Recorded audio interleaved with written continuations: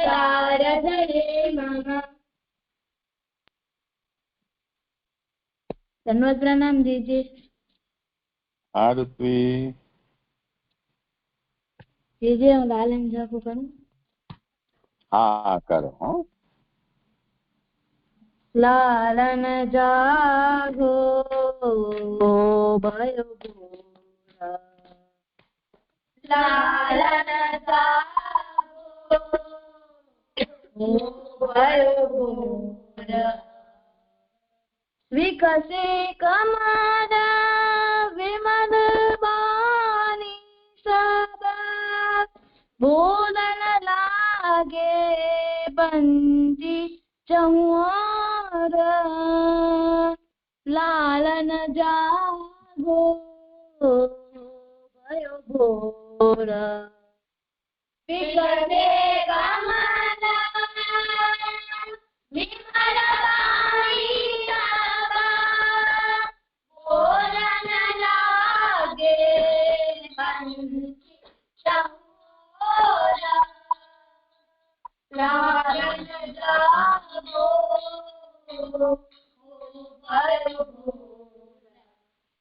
दूध दही पकवान मिठाई, लीजिए माखन रोटी भोर, दूध दही पकवान मिठाई, लीजिए माखन रोटी भोर, विकसे कमल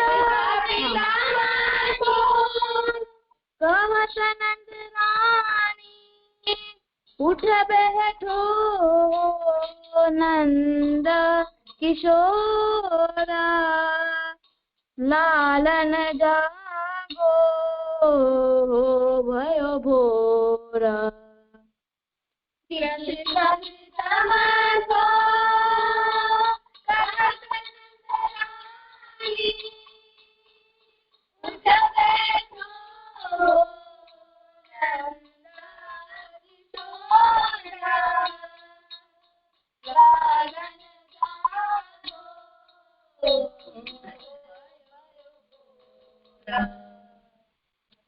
જે થઈ ગયું। हाँ सुंदर કર્યું હો। આજે તારો અવાજ મસ્ત નીકળ્યો। ચલો એ ચરણ પણ કરે છે આજે।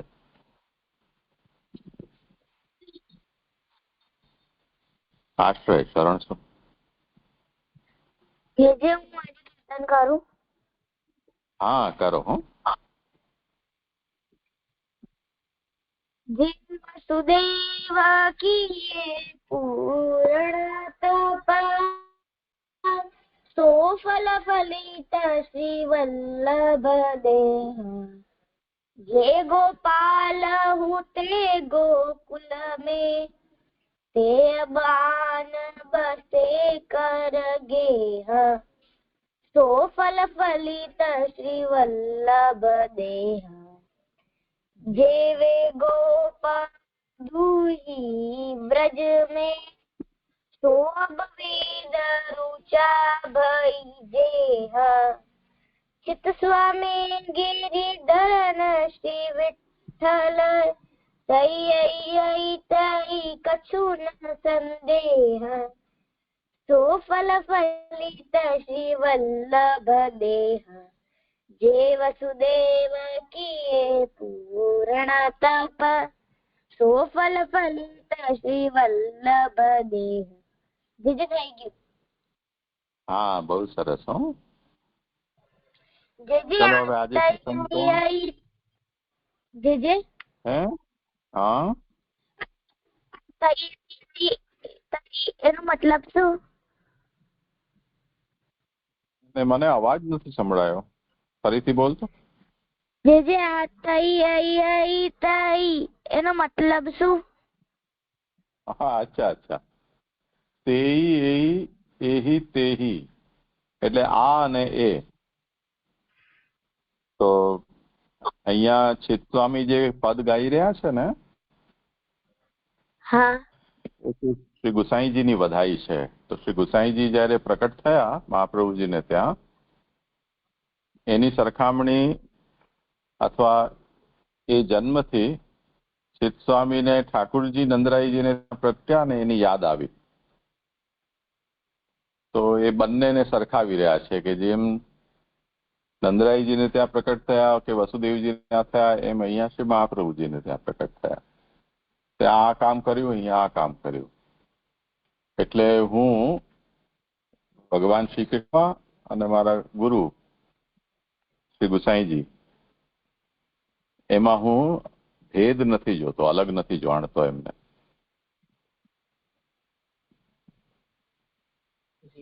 સમજાય? હા. ચલો બચ્ચાઓ, કરો શરૂ. પ્રસંગ કોણ સંભળાવશે? દંડવત પ્રણામ. જે હું કરું. હા, કરો. પછી પ્રજ્ઞા મારીને પછી જયારે દ્વારકા આવ્યા અને ત્યાં રૂકમણીજી એમને જોઈને એમને એવું લાગ્યું કે આ ઠાકોરજીને મારો જ પુત્ર છે, પણ એમને ખબર ના પડી. ત્યારે નારદજી ત્યાં આવીને એમ કીધું કે આ તમારા જ પુત્ર છે, આ તમારા જ પુત્ર છે.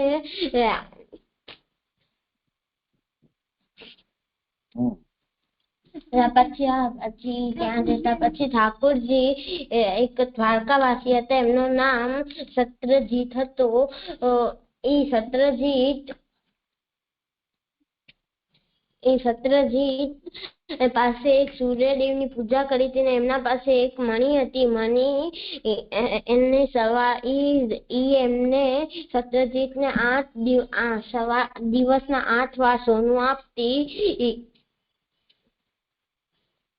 પછી ઈ મણી જ્યાં રહેતી ત્યાં કોઈ બી રોગ ના થતો, બીમારી ના થતી. પછી બીજી અને ઈ મણી જ્યાં હતી એટલો પ્રકાશ આવતો, એનો તેજ આવતો કે એવું લાગતું કે સૂર્યદેવ જ ત્યાં છે.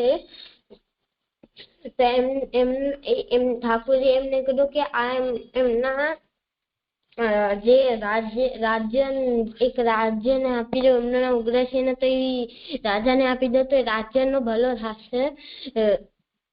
એમને એમ ના કરીને એમને લોભ કરીને પોતા પાસે રાખીએ અને રાત્રે એમનો ભાઈ હતો એમને મણી ચુડાવી લાલચ કરી અને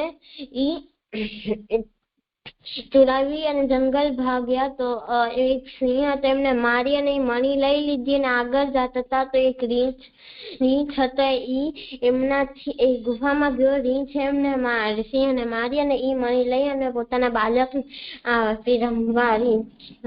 તો ઈ રીંછ હતો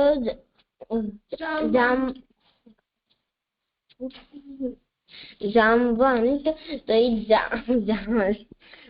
જામવંત હા એમ રમવા આપી. તો એ બીજા દિવસે જયારે એમના ભાઈ અને એમની મણી ના મળી સત્રજીતને, તો એમનો ઇલ્ઝામ ઠાકોરજી ઉપર નાખી દીધો આખો. અને ઠાકોરજીને કીધું કે આમને મારાથી કાલે મણી માંગી હતી, એમને મારા ભાઈને મૃત્યુ કરી અને મણી લઈ લીધી છે. તો ઠાકોરજી ઈ મણી ગોતવા બધા સાથે ગયા તો ઈ જંગલમાં બધા ઠાકોરજી પધાર્યા તો ત્યાં એક સિંહ હતો. એ સિંહને જોઈ ઈ મળી લો એટલે સિંહના પગલા હતા અને એમના ભાઈ હતો એમને મારી નાખે તો સિંહ અને પછી આગળ ગયા. એમના સિંહના પગલા જોઈને અંદર ગુફામાં ગયા તો ગુફામાં રીંછ ના બાળક હતા. એમને જોઈને બી ગયા, ભયભીત થઈ ગયા. તો જે રીંછ હતા જામવંતજી એમને બહુ ક્રોધિત આવ્યો. એમ કોઈ જોયા વગર એ ગુફામાં ખાલી ઠાકોરજી પધાર્યા હતા. કઈ જોયા વગર ઠાકોરજી પર હુમલો કર્યો. એ યુદ્ધ 28 દિવસ સુધી હાલ્યો અને પછી યુદ્ધ 28 દિવસ સુધી હાલ્યો. પછી જામવંતજીની એવી હાલત થઈ ગઈ, બેહોશ થઈ જતા. બેહોશ એમને ઠાકોરજીના દર્શન કર્યા તો એ નારાયણ સ્વરૂપ થયો. નારાયણ સ્વરૂપથી એમને ઠાકોરજીમાં જોયો તો એમને કીધું એમને પોતાની પુત્રી અને મણી બંને ઠાકોરજીને આપી દીધી. આમાંથી શીખ મળે છે કે આપણે ના લોભ કરવો જોઈએ, ના લાલચ કરવી જોઈએ, ના એવું ઠાકોરજી જે કહે ને આપણે માનવું જોઈએ. જે મને આમાંથી શબ્દ છે દ્વારકા. દ્વારકા એટલે કે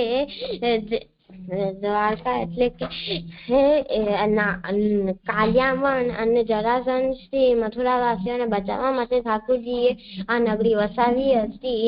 અને એવો દ્વાર જે આપણે ઠાકોરજી પાસે પહોંચાઈ શકે એને દ્વારકા કહેવાય. શાબાશ. જે મને આમાંથી પ્રશ્ન છે. બહુ અઘરો નહીં પૂછતો.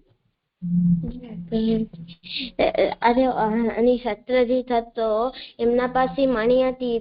સુરતજી ને પૂજા કરીને એમને લીધી હતી અને દ્વારકામાં રહેતો હતો. તો એ દ્વારકામાં રહેતા એમને સુરતજી થી મણી કેમ એટલે સુરતજી ની પૂજા કેમ કરી? દ્વારકાવાસી હતા તો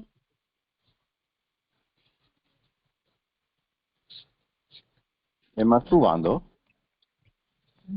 દ્વારકામાં તો બધા તો ઠાકોરજી ની પૂજા કરે તો એમ સુરતજી ની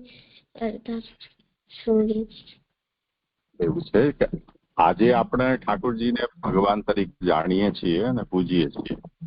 જયારે ઠાકોરજી પ્રકટ થયા તે વખતે ભગવાન રીતે પ્રકટ નતા થયા ને. ઠાકોરજી તો યાદવ તરીકે પ્રકટ થયા. એટલે જ દ્વારકામાં જયારે પ્રભુએ દ્વારકા વસાવી ત્યારે રાજા તરીકે ઠાકોરજી નહીં હતા. રાજા તો ઉગ્રસેન હતા. ઠાકોરજી તો એક ખાલી એમના મિનિસ્ટર જ હતા. એટલે તે વખતે જે લોકો જેમની પૂજા કરતા હતા પરંપરાથી તે રીતે એમની પૂજા કરતા. ઠાકોરજી સાથે એમનો બંને પ્રકારનો સંબંધ હતો. જેમને સ્નેહ સંબંધ હતો એ ઠાકોરજીમાં અનન્ય આસક્ત પણ હતા અને જેમને એવો સ્નેહ સંબંધ ન હતો એ લોકો એક દ્વારકાવાસી તરીકે ઠાકોરજીને જાણતા હતા.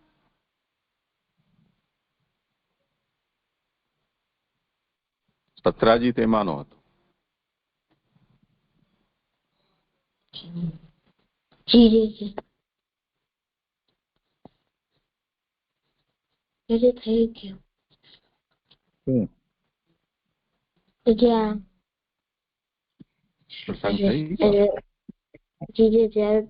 શ્લોક કરાવ. અરે હા, ચલો હવે આપણે કરીએ ને શ્લોક. પેલા તમે લોકો જેટલું શીખ્યા છો એ બોલી લો. હું બોલું? કોણ છે? પેલો હા ઋત્વી. નંદ ગોપ કરો એક શ્લોક વાળા પછી બધા બોલો. નંદ ગોપ ભૂપ વંશ વિદૂષણમ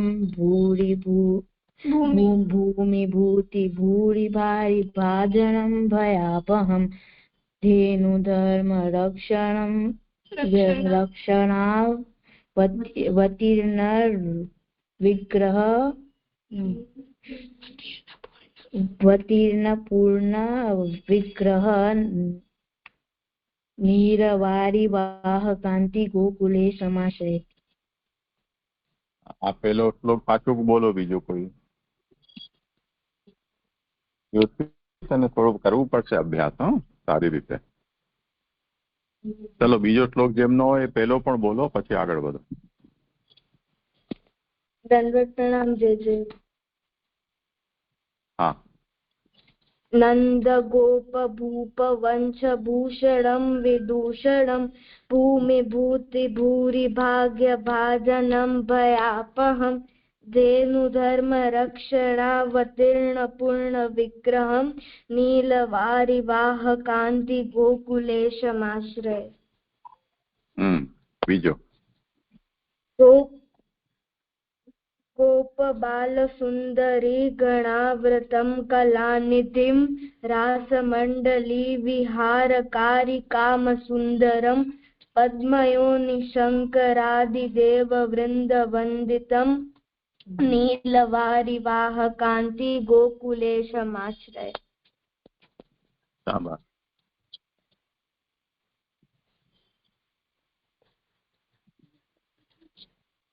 गोपराज धन्यवाद प्रणाम जी जी।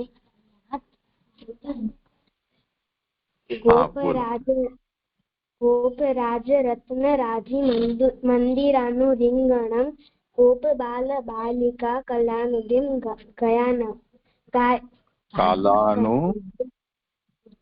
कालानुरुद्ध गायन काल नहीं कला कलानुरुद्ध गायनम सुंदरी वृद्ध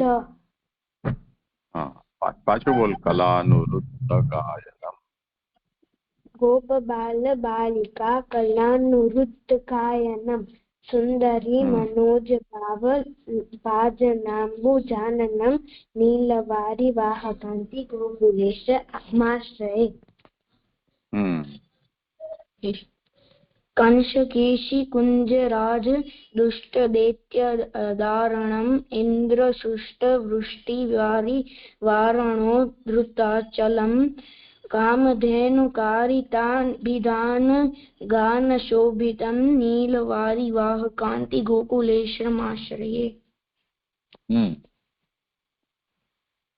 गोपिका गृहांत गुप्त गव्य चोर्य चंचलम दुक्त बांध भेद भीत लज्जितास्य पंकजम धेनुधूलि धूसरांग शोभित शोभिहारणपूरणम नीलवारी वाह कांति गोकुलेशमाश्रय।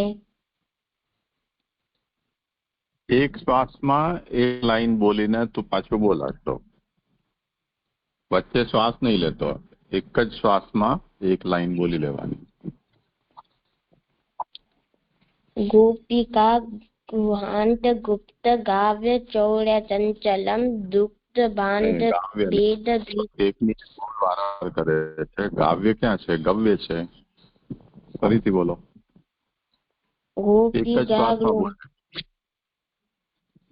गोपिका गृहांत गुप्त गव्य चौर्य चंचलम दुग्ध बांध भेद भीत लज्जितास्य पंकजम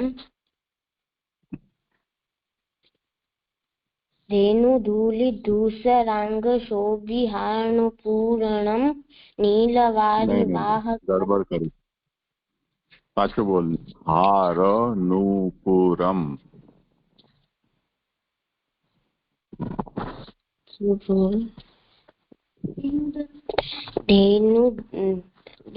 धेनुधूलि धूसरांग शोभिहारणपूरणम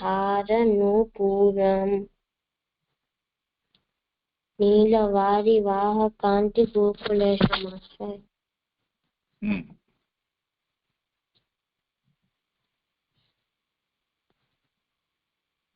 आई गया ना जी वत्सधेनु। हाँ बोल।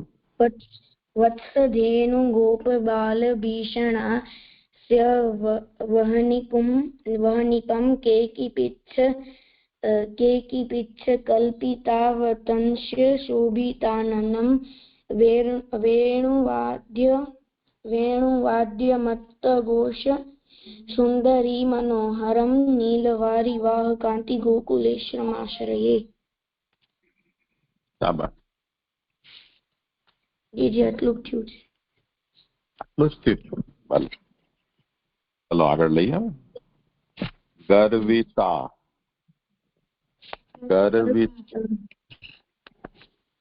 હા, હમણાં હું બોલું સાંભળી લો તમે સાવધાનીથી. આંગળી રાખતા જાઓ પુસ્તક ઉપર, મનમાં જ બોલજો. ગર્વિતામરેન્દ્ર કલ્પ કલ્પિતાન્ન ભોજનમ શારદાર વિંદ વૃંદ શોભિહંસ જારતમ દિવ્ય ગંધલુબ્ધ ભૃંગ પારિજાત માલિનમ નીલવારિવાહકાંતિ ગોકુલેશમાશ્રયે. गर्वितामरेन्द्र कल्प कल्पितान्न भोजनम शारदारविंद वृंद शोभिहंस जारतम दिव्य गंधलुब्ध भृंग पारिजात मालिनम नीलवारिवाहकांति गोकुलेशमाश्रये. चलो राशेष बोलो.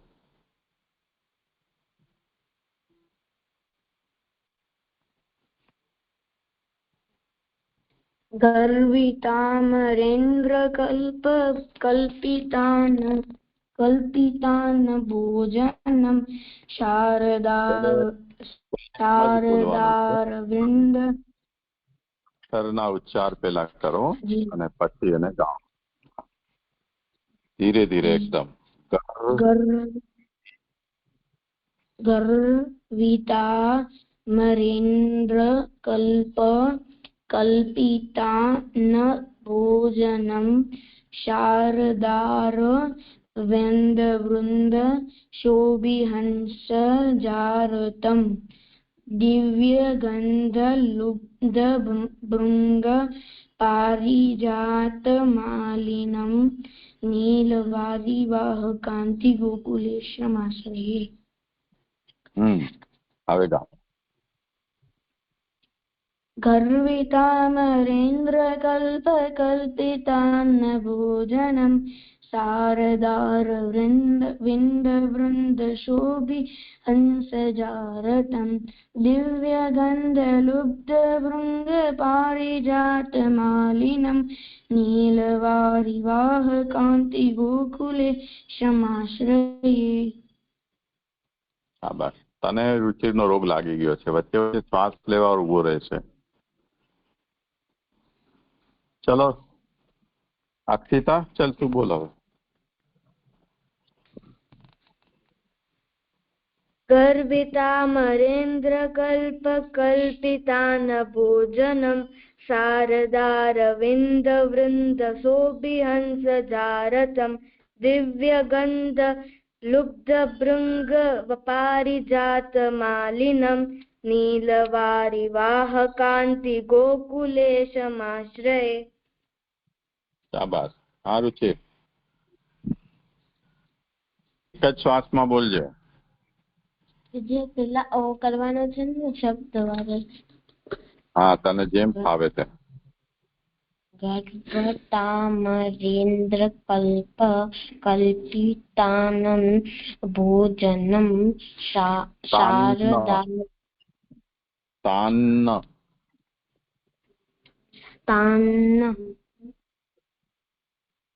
भोजनं शारदारविन्दवृन्द शोभिहंसजारतं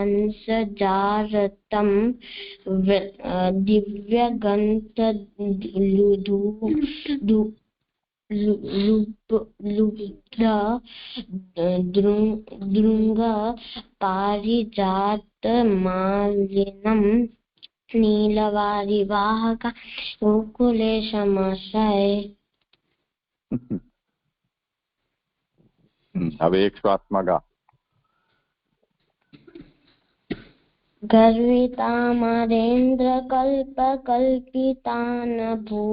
कल्पितान् भोजनं शारदारविन्दवृन्द शोभिहंस चारतं दिव्यगन्धदूर्भ भृङ्ग पारिजातमालिनं नीलवारिवाहकान्ति गोकुलेशमाश्रये.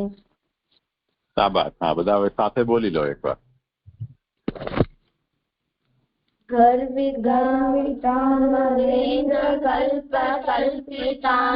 भोजनं शारदारविन्दवृन्द शोभिहंसजातं दिव्यगन्धदुग्धभृङ्गपारिजातमालिनं नीलवारिवाहकान्ति गोकुलेशमाश्रये. શાબાશ. અર્પણ, તને બોલવાનું છે શું? સાન્વી, અર્પણ. જજ અર્પણ નહીં જોડાયો કારણ કે સ્કૂલમાં છે, પણ હું કરી શકું? હા, કર. ગર્વિતામરેન્દ્ર કલ્પિતાન ભોજનમ શારદારવિંદ વૃંદ શોભિહંસ જારતમ દિવ્યગંધલુબ્ધ મૃંગ પારિજાત માલિનમ નીલવારિવાહકાંતિ ગોકુલેશમાશ્રયે. શાબાશ. ચલો બચ્ચાઓ, ભાગો રમવા માટે. ચલો ભક્તિ, શું કરશું હવે? સેવા ફળમાં આગળ હા, કઈ બાકી છે ગયે વખતનું આવર્તન? મને લૌકિક ભોગ નતો સમજાતો, તો એમાં આપે પછી સમજાવ્યું હતું કે લૌકિક ભોગ એટલે કે અસમર્પિત. લૌકિક ભોગને આપણે અસમર્પિત પણ કહી શકાય. તો એના એટલે આપણે લૌકિક ભોગનો ત્યાગ કરવો જોઈએ. તો પ્રભુ આપણને જયારે પ્રભુ એમ એટલે સિદ્ધાંત રસમાં આપણે જોયું તો પ્રભુ આપણને એમ નથી કહેતા એમાં કે આપણે સમર્પણ કરવો જોઈએ, પણ એમાં પ્રભુ એમ કહે છે કે આપણે અસમર્પિતનો ત્યાગ કરવો જોઈએ. તો કારણ કે અસમર્પિતનો ત્યાગ અસમર્પિતના ત્યાગ પર વધારે ભાર આપ્યો છે. અસમર્પિતનો ત્યાગ શું કામ કરવો? તો જે ક્ષણ આપણે પ્રેમ સંબંધ થાય છે તે ક્ષણ આપણે ભગવદીય બનીએ છીએ. તો આપણું કર્તવ્ય છે કે જે વસ્તુ પ્રભુ સંબંધી નથી તેનો આપણને ત્યાગ કરવો, એટલે અસમર્પિતનો ત્યાગ કરવો જોઈએ. અગર ન કરીએ તો આપણે જેવા હતા એવા જ થઈ જઈએ. એટલે પહેલા પણ પ્રભુ વગરના હતા, પછી પણ પ્રભુ વગરના રહી જઈએ.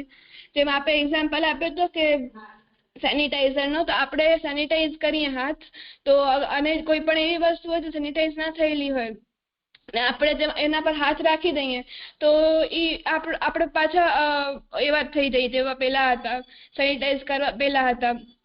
એવી જ રીતે આપણે અહીંયા સમજવું જોઈએ કે આપણે અગર અસમર્પિતનો આપણે સંબંધ કર્યો છે અને આપણે અસમર્પિતનો ત્યાગ નથી કર્યો તો આપણે પાછા એવા જ થઈ જશું પ્રભુ વગરના જેવા પહેલા હતા. તો આપણનો કર્તવ્ય છે કે જે વસ્તુ પ્રભુ સંબંધી નથી તેનો આપણને ત્યાગ કરવો, એટલે અસમર્પિતનો ત્યાગ કરવો જોઈએ.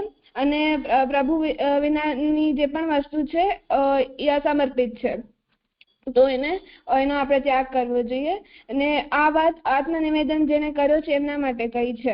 તો જેમને આત્મનિવેદન નથી થયો તેમના માટે આ વાત નથી, કેમ કે એ લોકોએ જે વસ્તુ પ્રભુની છે તે પ્રભુને નથી આપી. એટલે કે કોઈક આપણને કોઈ વસ્તુ કહે કે આ તમે તમારા પાસે રાખો, અને અને પછી પાછો જે એ જો વ્યક્તિ માંગવા આવે તો આપણે એને ના દઈએ, તો એ જો એવી જ વાત અહીંયા થઈ છે કે આ જે દેહ પ્રાણ અંતઃકરણ છે તે પ્રભુનો જ છે, અને એટલે પ્રભુએ જ આપણને આપ્યો છે, અને પ્રભુ આપણે આત્મનિવેદન ન કરીને પ્રભુને આપણે સમર્પિત નથી કરતા તો આપણે પ્રભુની વસ્તુ ચોરી લીધી છે તેમ આપણે જેને નિવેદન નથી કર્યો એ કહેવાય છે. એ બહુ અતિહીન છે. જે અલૌકિક ભોગ નતો સમજાણો. શું નતો સંભળાણો? લૌકિક ભોગનો મતલબ આ થાય છે, અને લૌકિક ભોગનો જે ઉપાય છે અસમર્પિતનો ત્યાગ, એ જો એટલું સમજાયું હતું, અને અલૌકિક ભોગનો મતલબ નતો સમજાણો. હા, સાન્વી તે સાંભળ્યું હોય ને તને કંઈ કહેવું હોય તો. જ્યારે મને અલૌકિક ભોગ એ લાગે છે કે જે અલૌકિક ભોગ એ ફલાત્મક છે, અને ભગવદ મહાપ્રસાદનો ઉપભોગ એ જ ઉપભોગ સાક્ષાત ફળની પ્રાપ્તિ છે, એટલે એ જ અલૌકિક ભોગ કહેવાય છે, અને એનું ઉપલબ્ધ અને ફલાત્મક હોવાથી એનો ત્યાગ કરવું જરૂરી નથી. મને એટલી જ ખબર હતી. જાય ભક્તિ આજે જે સમજાયું કે અલૌકિક ભોગ એટલે કે જે ફલાત્મક છે, એટલે બધા ભોગનો ત્યાજ્ય નથી. બે ભોગ કયા છે તેમાં લૌકિક ભોગ છે એનો ત્યાગ કરવો જોઈએ. અલૌકિક ભોગ છે એ આપણા માટે ફલાત્મક છે. પ્રભુ કૃપા કરે છે એના દ્વારા. એ જે મને એવું હા,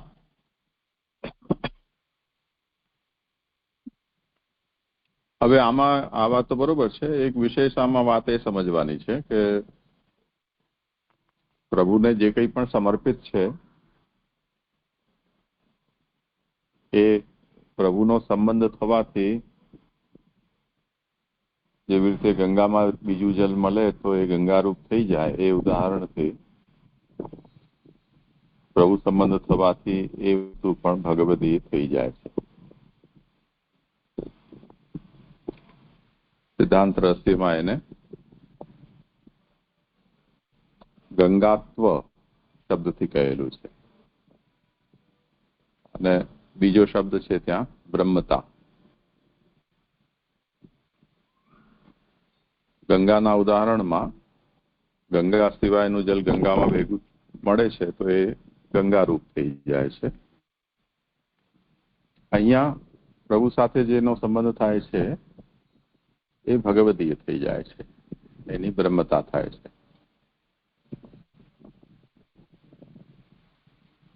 બ્રહ્મતાનો બે અર્થ ત્યાં સમજાવ્યા છે, એક નિર્દોષતા અને બીજું સમાનતા.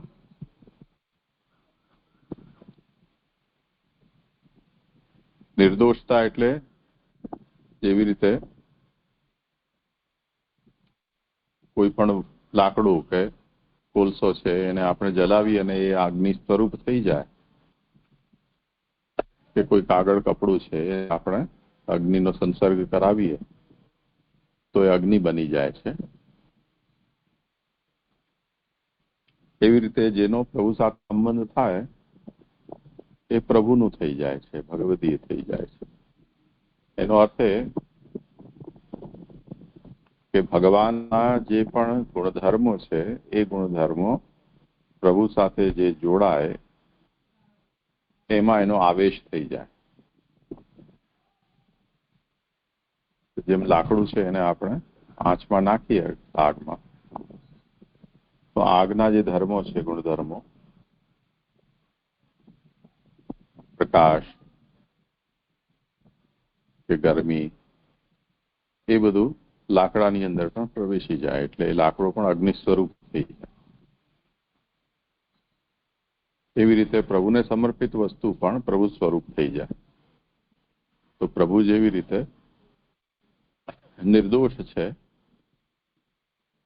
અને સર્વત્ર સમ છે. સર્વત્ર સમનો મતલબ ભગવાનનું જે બ્રહ્મ સ્વરૂપ છે એમાં કોઈ જગ્યાએ એ તાત્વિક સ્વરૂપ છે. તો તત્વમાં કોઈ જગ્યાએ કોઈ પણ પ્રકારનો ભેદ નથી. સર્વત્ર બ્રહ્મપણું જે છે એ સમાન છે. જેમ આપણે જો મોડર્ન સાયન્સની લેંગ્વેજમાં વાત કરીએ અને આપણે એમ કહીએ કે જે આપણું જે પણ વસ્તુઓ છે એને હું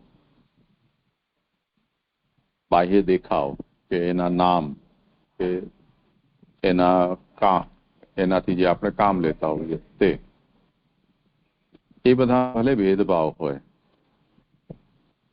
એટલે લાકડું, લોઢું, આગ, પાણી વગેરે વગેરે, પછી એના જે પણ નામરૂપોમાં ભેદ છે રૂપની અંદર, એકોર્ડિંગલી એનું કારણ એનું એટોમિક જે સ્ટ્રક્ચર છે તે દરેક વસ્તુ છે એનું પોતાનું કોઈક ને કોઈક એટોમિક સ્ટ્રક્ચર છે.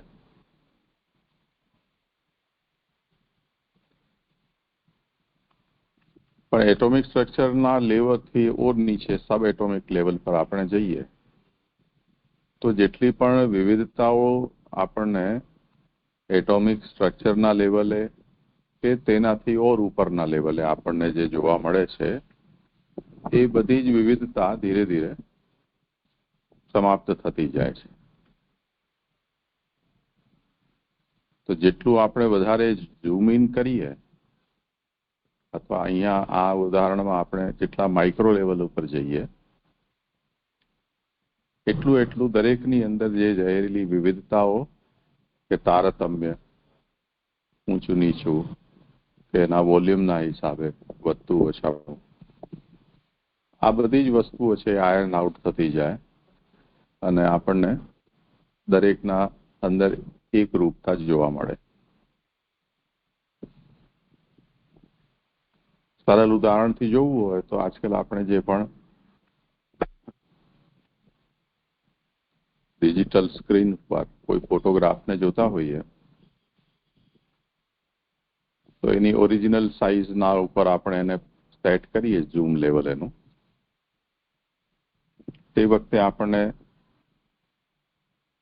જે પણ ફોટોગ્રાફમાં જે વસ્તુઓ છે એ આપણને અલગ અલગ રંગની, આકારની આપણને જોવા મળે. જેમ જેમ આપણે એને ઝૂમ કરતા જઈએ અને ઝૂમ કરતા કરતા માન લો કે 600 ટાઈમ આપણે એને વધારે એનલાર્જ કરી દીધું તો આપણને જે પિક્સેલ્સ દેખાય એ બધા એક સરખા દેખાય. એમાં પછી કોઈ રંગનો ભેદ આપણને જોવા ન મળે. બધા રંગ એક સરખા એ પિક્સેલ લેવલ ઉપર આપણને જોવા મળે, કેમ કે આ એનું તાત્વિક સ્વરૂપ છે.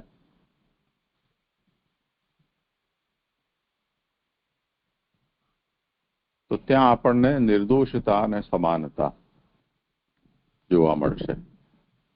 નિર્દોષતા કઈ રીતે એને આપણે સમજી લઈએ કે ધારો કે દોષ હોય એ બેક્ટેરિયા મને આપણે માની, એસ જ બેક્ટેરિયામાં કોઈ દોષ નથી. બેક્ટેરિયા પણ એક જાતનો જીવ છે જેમ આપણે જીવ છીએ,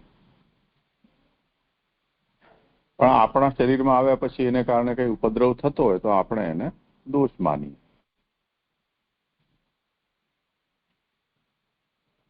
જો એ બેક્ટેરિયાને પણ માઇક્રો લેવલ ઉપર આપણે જોઈએ તો એનું સ્ટ્રક્ચર, અને આપણે આપણી જાતને માઇક્રો લેવલ ઉપર જોઈએ તો આપણું સ્ટ્રક્ચર, એમાં આપણને કોઈ જાતનો દોષ નહીં દેખાય, એક સરખું જ દેખાશે. જેમ સબ એટોમિક લેવલ પર આપણને બધું એક સરખું દેખાય છે તેવી રીતે તો ગુણદોષો જે છે કોઈ પણ વસ્તુના એ માઇક્રો લેવલ ઉપર એટલે કે તત્વના લેવલ ઉપર કંઈ હોતા નથી. એવી રીતે બ્રહ્મ સાથે સંબંધ જેનો પણ થઈ ગયો તે પછી એમાં કોઈ પ્રકારના દોષ રહેતા નથી. એ બધા આન થઈ જાય છે. એટલે જેની સાથે સંબંધ થયો છે એના જેવા, જે અગ્નિના ઉદાહરણથી આપણે સમજી ગયા કે અગ્નિનો સ્પર્શ જેને પણ કરાવો એ પોતે પણ અગ્નિ સ્વરૂપ થઈ જાય.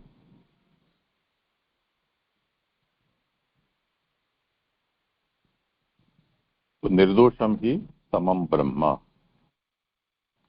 નિર્દોષતા અને સમાનતા એટલે બ્રહ્મરૂપતા ભગવત સંબંધ થવાથી થાય છે. ને એને કારણે જેનો પણ ભગવત સંબંધ થયેલો છે એ પદાર્થ તો ભગવદીય હોવાથી એનો ઉપયોગ કરવાથી સેવાફલમાં કોઈ જાતની બાધા ઉપસ્થિત થતી નથી.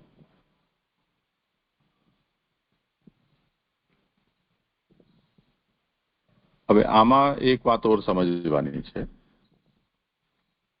કે વસ્તુમાં કેટલીક વખતે એવું છે કે જેમ આગને તમે અજાણતા પણ સ્પર્શ કરો તો એ આપણને દજાડે, પણ કેટલીક વસ્તુ સાપેક્ષ હોય. સાપેક્ષ હોય એટલે તમે કોન્શિયસલી તમે એનો એપ્રોચ કરો તો એ તમને રિસ્પોન્ડ કરે, કોન્શિયસલી ન કરો, અનકોન્શિયસલી જો તમે કરતા હો તો એ તમને પ્રોપરલી રિસ્પોન્સ ન પણ કરે.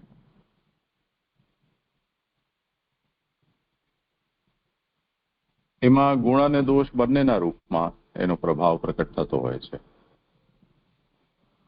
એટલે પાણીને જો તમે દવાની ભાવનાથી પીઓ તો પાણી દવાનું કામ કરે,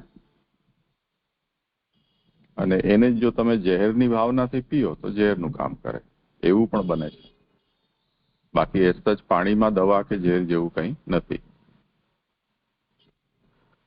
ને આ બધા એક્સપેરિમેન્ટ મેડિકલ લાઈનમાં થયેલા છે.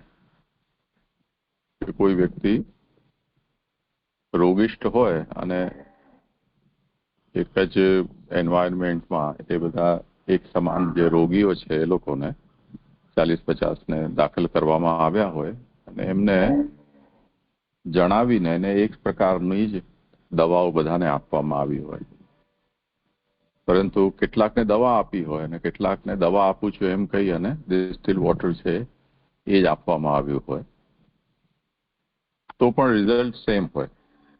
દવાથી જેમ લોકો સાજા થાય એમ ડિસ્ટિલ વોટર આપ્યું હોય એને પણ નિરોગીતા પ્રાપ્ત થઈ જાય. હવે વસ્તુનો પ્રભાવ છે કે આપણી સોચ વિચારનો પ્રભાવ છે. તો આપણે સમજી શકીએ કે વસ્તુમાં તો એવો કોઈ કેરેક્ટર નથી દવાનો, તો આપણે માનવું પડશે કે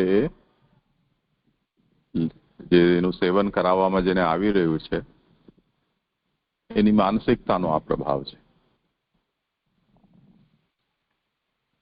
એટલે માનસિકતા કેવી રીતે કામ કરે છે કે જે કંઈ પણ ફંક્શન્સ છે એ આપણા બ્રેન થ્રુ થાય છે. કેટલાક કોન્શિયસલી થાય છે, કેટલાક ઓટોનોમસ નર્વસ સિસ્ટમના અંતર્ગત ઓટોમેટિક લેવલ ઉપર થતા હોય છે. પણ જે પણ થાય છે એમાં નર્વસ સિસ્ટમનો તો ભાગ છે જ. તો બ્રેનને જ્યારે એમ ખબર પડે છે કે મને આ રોગ છે અને આ રોગના રિલીફ માટે કે મટાડવા માટે અને આ દવા આપવામાં આવી રહી છે, તો જ્યારે ખરેખર દવા આપવામાં આવે તે વખતે બ્રેનમાંથી જે પ્રકારના આદેશો શરીરના જે તે અંગોને પ્રાપ્ત થવાના શરૂ થાય એ બધા જ ઓર્ડર્સ છે એ બ્રેન રિલીઝ કરી દે. એટલે શરીરને તો એ ખબર નથી, એ તો જડ છે. તેમ છતાં પણ શરીરમાં એ જાતના ફંક્શન શરૂ થઈ જાય. એટલે જે પ્રકારના હાર્મોન્સ રિલીઝ થવાના હોય કે મસલ્સમાં જે જાતની સ્ટીફનેસ કે રિલેક્સેશન થતું હોય કે બ્લડ સર્ક્યુલેશન કે હાર્ટના પમ્પિંગમાં જે કંઈ પણ ફેરફાર થતો હોય કે આપણું મેટાબોલિઝમ છે એમાં જે કંઈ ચેન્જીસ થતા હોય કે સ્ટમકમાં અમુક પ્રકારના સિક્રેશન થતા હોય, પેનક્રિયાસ કે જે તે બધી જે વસ્તુ જે પણ રિલીઝ કરતી હોય એ સ્થિતિમાં એ બધું જ એકોર્ડિંગલી શરૂ થઈ જાય. તો શરીરના અંદર જે આ રીતે પ્રતિકાર કરવાની જે સામર્થ્ય છે કે જે સિસ્ટમ છે એ બધી યુદ્ધના સમયમાં જેમ બધી સેનાઓને એની બધા ત્રણે નેવી છે કે એરફોર્સ છે, આ બધા જેવી રીતે પોતપોતાના મોરચા સંભાળી લે એવી રીતે બ્રેનને આ મેસેજ ગયો કે તમને દવા આપવામાં આવી છે આ રોગ માટેની, એટલે જે કરવા જેવું હોય તે બધું જ કરવા માટેનો બ્રેન આદેશ કરી દે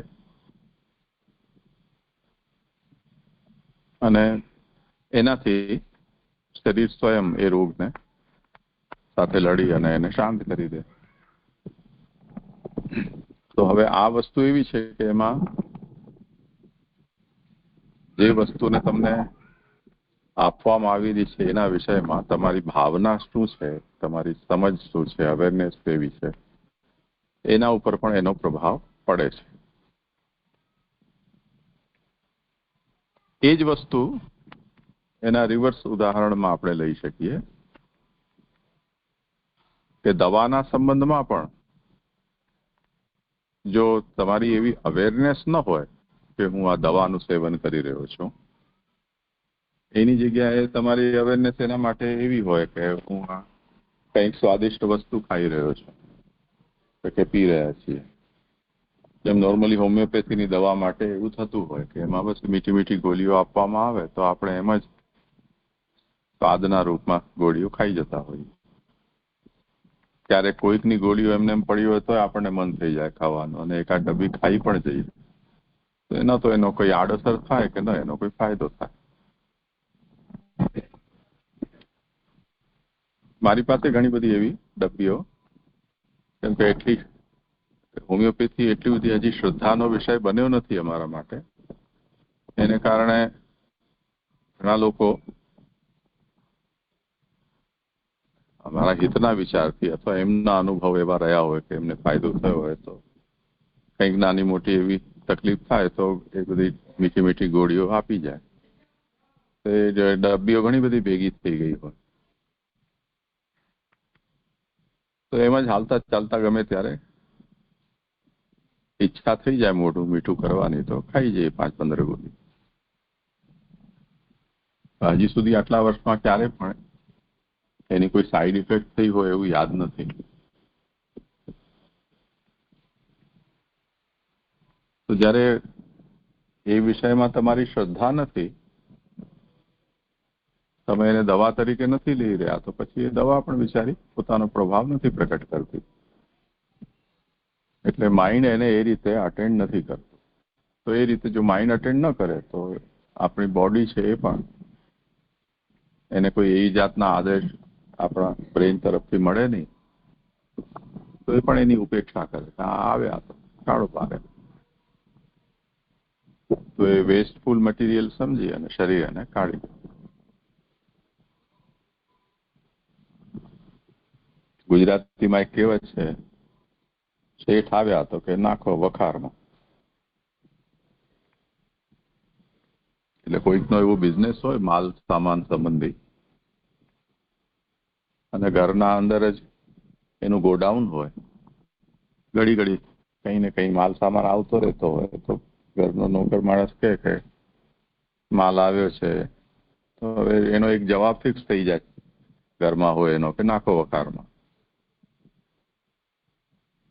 એવામાં કોઈ માલ સામાન તો આવ્યો નહીં, પણ મકાન માલિક શેઠ જ આવી ગયા. એને કીધું શેઠ આવ્યા તો શેઠાણી કે નાખો વખાર. આપણે કઈ ને કઈ પેટમાં નાખતા જ રહેતા હોઈએ, નાખો વખારમાં. એવી રીતે આવી અમુક જે નુસ્ખાઓ છે, ઘરગથ્થુ ઉપચારો છે, ટોટકાઓ છે, એ બધા આવે તો બ્રેન કે નાખો વખારમાં એમ કરીને એ કદાચ એ ચમત્કારી કે એમાં હોય પણ શક્તિ, પણ આપણે બ્રેન એ રીતે એ સ્પિરિટમાં એને ન લે એટલે શરીરના ઉપર એનો પ્રભાવ ન પડે.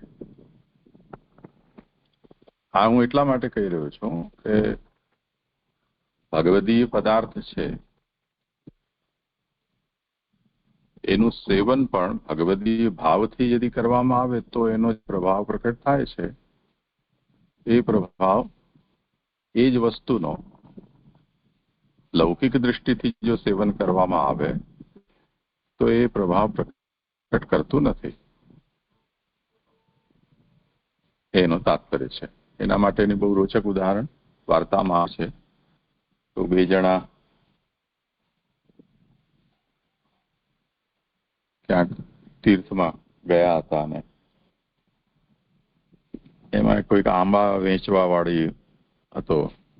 એ ટોકરો લઈને આંબા લઈને જતો હતો અને એમાં કોઈ ભગવદીના મનમાં એવી પ્રેરણા થઈ આંબાને જોઈને કે આ તો ઠાકોરજી લાયક છે, પરંતુ એમના પાસે એના પૈસા ન હતા. તો એમણે મનમાં ને મનમાં ઠાકોરજીને એવી વિનંતી કરી કે આટલા સુંદર આપના લાયક છે તો આપ અંગીકાર કરજો. તો ઠાકોરજીએ એ ભગવદીનો મનનો વિચાર કરીને એ આંબા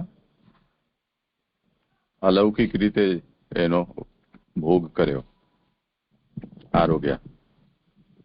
પછી એમાં છે એ કોઈક બે જણા હતા, એ લોકોને એને વેચ્યા બધાને. એ લોકોએ બેઠા બેઠા આંબા ચૂસ્યા.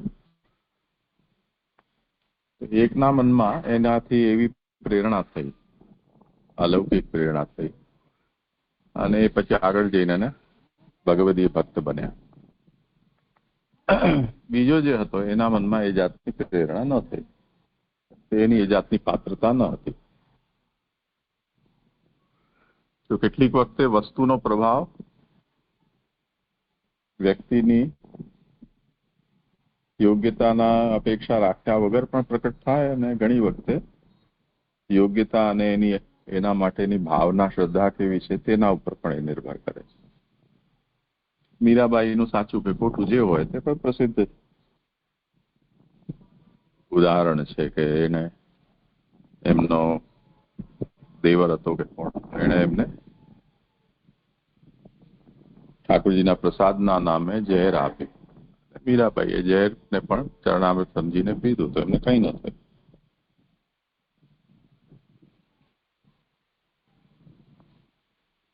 માલા કહી અને સર્પ બેજ્યો હતો, સર્પ પણ માલા થઈ ગયો ફૂલની.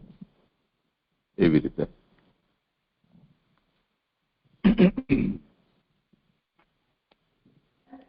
તો હવે જુઓ, લૌકિક ભોગ ને અલૌકિક ભોગમાં પ્રાઇમરીલી આપણે એ વાત સમજ્યા કે જે પણ વસ્તુ અસમર્પિત છે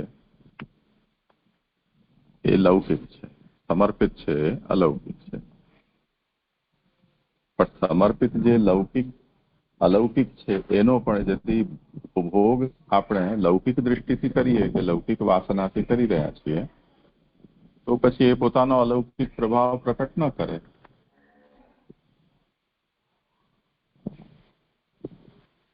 એટલે નિર્દોષતા અને સમાનતા આ અલૌકિક વસ્તુના ગુણધર્મ છે.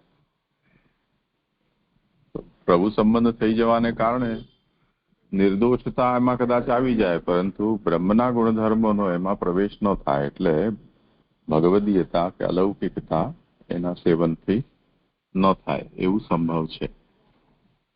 એટલે સમર્પિત પદાર્થનો પણ મહાપ્રસાદ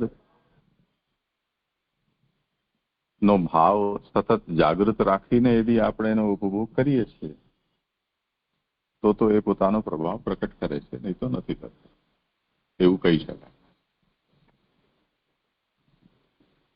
ઠીક છે ને? આ વાત ખાસ વિશેષમાં કહેવાની હતી આજે. એના ઘણા બધા પ્રસંગો અને આપણે એના વાતને સમજાવવા માટે કહી શકીએ છીએ, પણ પછી વિસ્તાર ઘણો થઈ જાય, એટલે ટૂંકમાં આટલું અત્યારે સમજો. સારું, અહીંયા વિરામ.